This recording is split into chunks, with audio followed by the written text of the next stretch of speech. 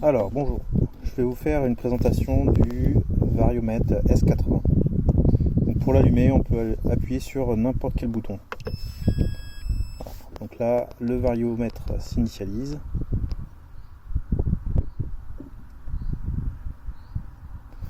Ici, le 6603, c'est une indication importante qui nous permettra de nous connecter au Bluetooth. Donc là, on choisit l'élévation de l'aérodrome. Donc à Coulommiers, on est à 143 mètres et le QNH est à 1020 millibars. On appuie sur le bouton central. Voilà.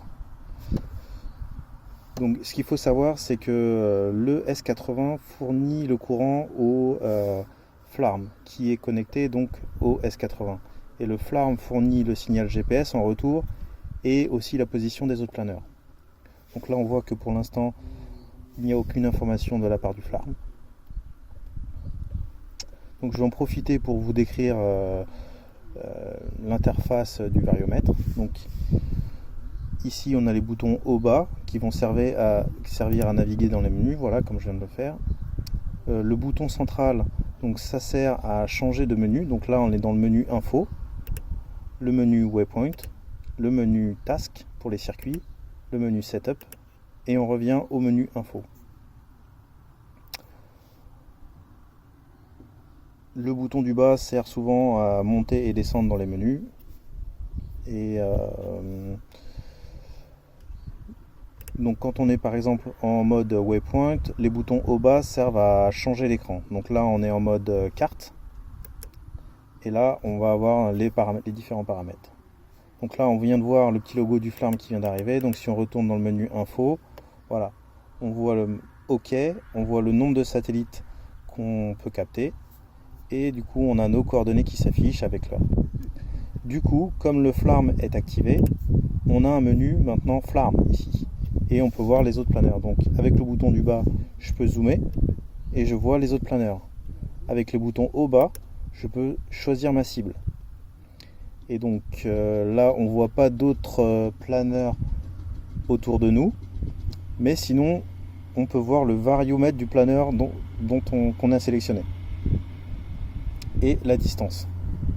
Non, la distance, ça c'est le zoom. Voilà, donc là, la distance qu'on voit ici, c'est-à-dire que le deuxième cercle, ici, correspond à 500 mètres. Là, 200 mètres, voilà, 1 km, donc on devine que celui-là, c'est 500 mètres. Et voilà. Et donc là, on a le vario du planeur qu'on a sélectionné, et ici, on a sa distance. Donc effectivement, vous pouvez voir qu'il est à 10 mètres, 100 mètres, pardon. Donc en fait, c'est certainement le planeur qui est encore ici.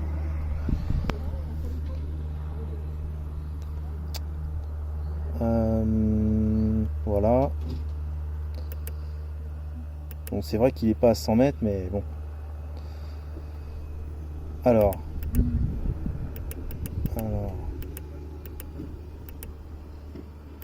Maintenant, le menu Waypoint. Donc, normalement, ça se présente comme ceci. Donc là, on est en mode carte. Donc là, on va voir la distance, l'altitude. Donc on est au sol, donc 143 mètres. Et l'altitude qui nous manque pour arriver au terrain. Alors, il faut voir aussi ici le SC, ça veut dire qu'on est en transition. Et il peut aussi être en vario. Donc certains planeurs sont équipés d'un petit bouton comme ici qui permettent de switcher. Sinon, c'est en fonction de la vitesse du planeur. Donc quand on est dans un courant ascendant, en général on est autour de 100 km/h ou voire 80, ça dépend. À ce moment-là, automatiquement le vario va se mettre en mode vario. Et dès qu'on accélère, quand on est en transition, il va rebasculer en fonction de la vitesse en mode transition. Voilà, donc là on peut voir les différents planeurs qui sont autour de nous. La ligne magenta, c'est la ligne qui nous montre dans quelle direction se trouve le point de virage qu'on a sélectionné. Et la ligne jaune, c'est là où on va. Alors effectivement, comme on est au sol, notre petit planeur blanc, il bouge un peu dans tous les sens. Puisqu'il n'arrive pas à savoir dans quelle direction on va, vu qu'on n'avance pas. Donc là, les différentes aiguilles, donc on va voir l'aiguille rouge, c'est notre vario. L'aiguille bleue, c'est le MacCready. Donc par exemple, si je veux changer mon MacCready, j'appuie une fois sur le bouton ici, je resélectionne MacCready. Voilà, mettons je mets mon MacCready à 1. Voilà. Ça nous indique, je reviens en mode MacCready, et ça nous indique notre finesse et la vitesse à laquelle on doit voler.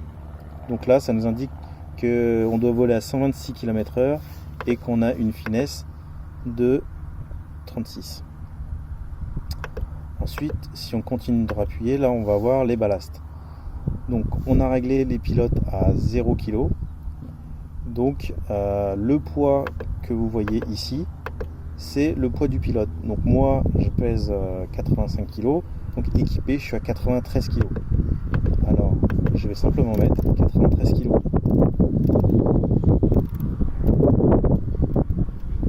Voilà. Et si je veux rajouter 100 litres d'eau dans les ailes, et bien tout simplement je mets 193.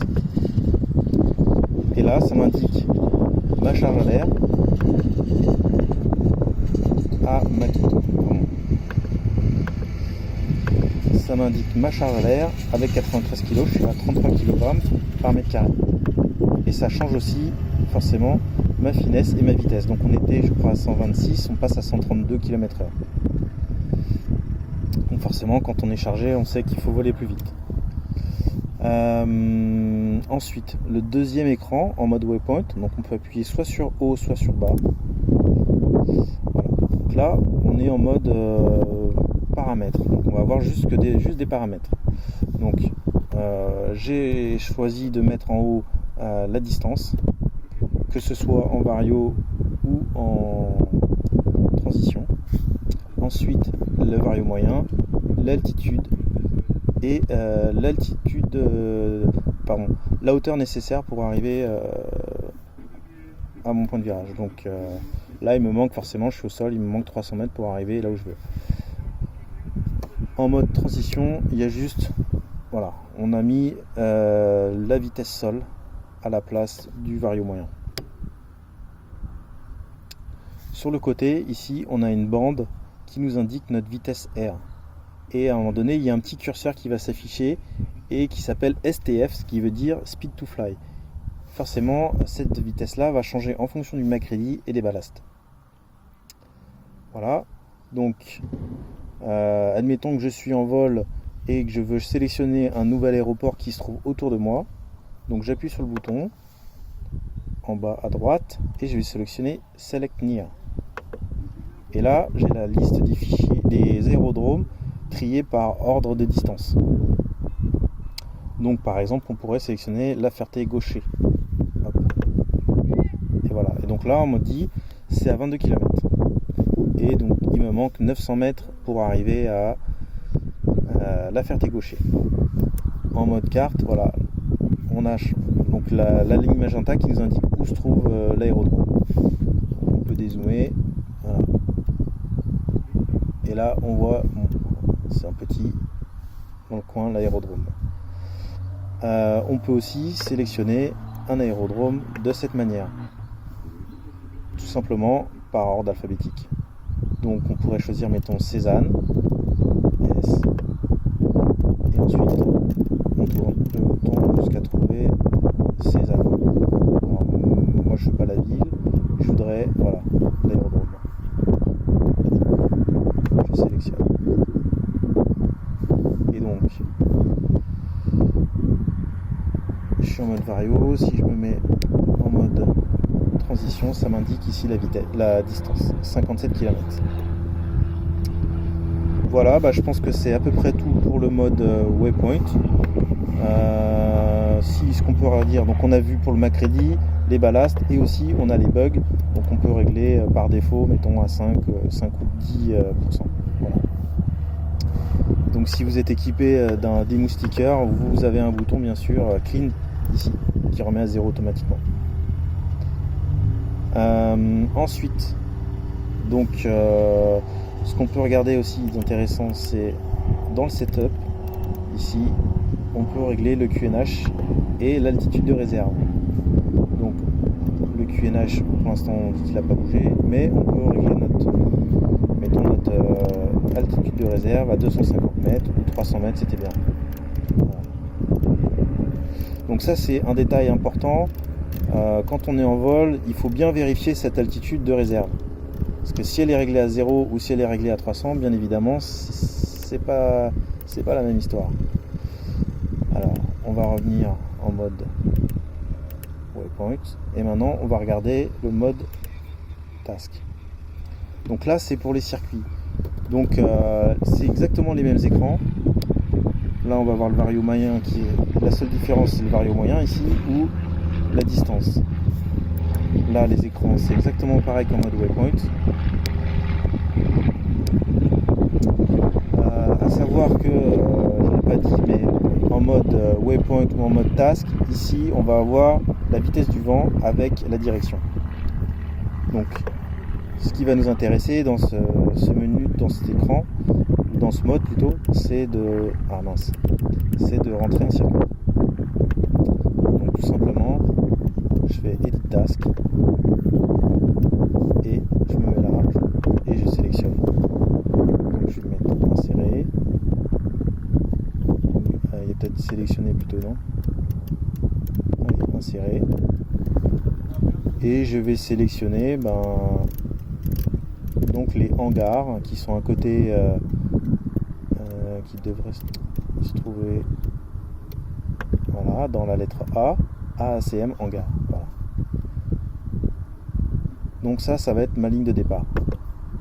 Ensuite, je voudrais aller à Cézanne. Donc je fais insérer. Ah ou si je fais edit, ouais ça. Voilà. Cézanne.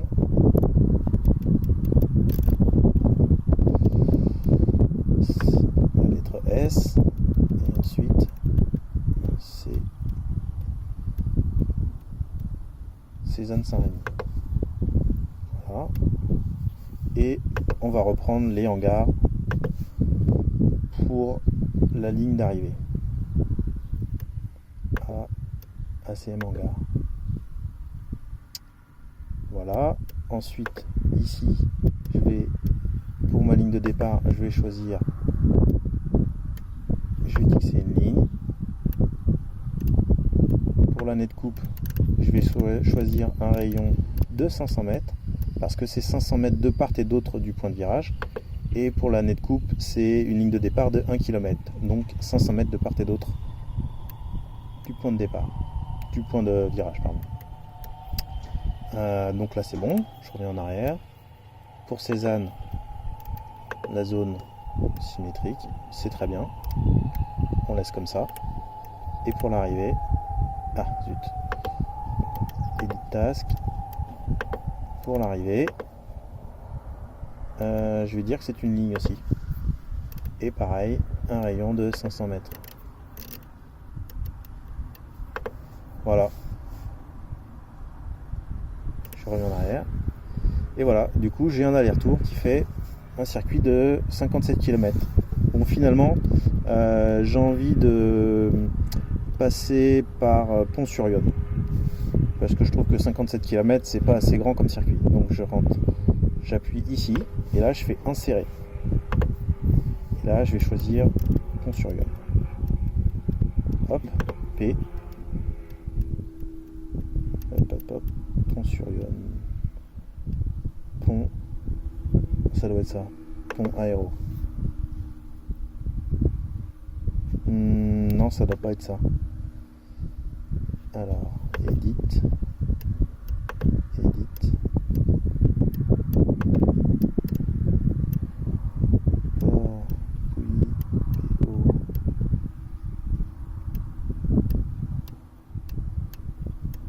Pont-sur-Yonne, voilà, tout simplement Pont-sur-Yonne.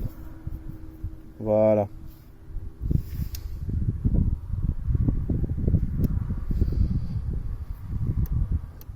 Et voilà, tout simplement. Alors pont sur Yonne, on peut vérifier aussi la zone. Voilà, on peut laisser comme ça. Allez, là on va dire que je veux un cercle. Voilà, je mets 180 et là j'ai un cercle. Et là je peux mettre, mettons, on va mettre 10 km. Donc si on fait un circuit en AAT, voilà, même allez, soyons fous, 30 km. Voilà, et là en plus on peut voir, on dirait, le circuit. Donc je reviens là, je me mets en mode carte, et là, si je dézoome, et ben je vois en petit mon circuit. Voilà, vous savez comment on rentre un circuit dans le S80. Je crois qu'il n'y a pas grand chose d'autre à montrer. On a vu tous les écrans, tous les modes. Et voilà, c'est l'utilisation basique qu'on peut faire du S80. Ensuite, on a fait un tutoriel qui a été envoyé à tout le monde par mail pour se connecter au S80 avec son XSR. Voilà, au revoir.